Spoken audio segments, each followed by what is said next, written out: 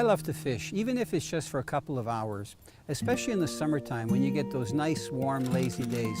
One of my favorite type of fishing doesn't require to travel long distances. Sometimes I look for a remote lake that's close to home. I'll grab my kayak, my gear, and my puppy, and we head out to the lake.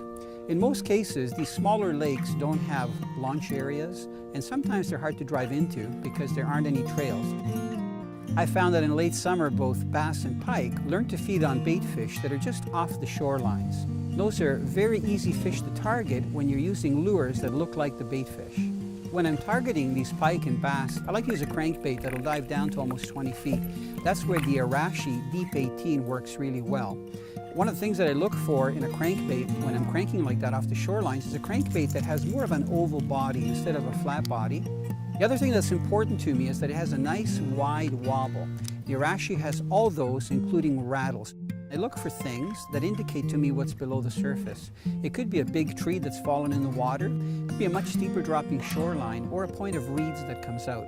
Those are all visual indicators of where there could be fish that are feeding. The other thing that I do is I use my fish finder. I keep my eye on it because if the bottom comes up really quickly, I know that's an excellent spot to fire out my crankbait and to fish that break.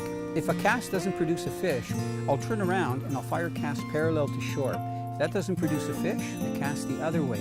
So I try to make like a parallel path out from shore, and then I actually cast out away from shore into the open water.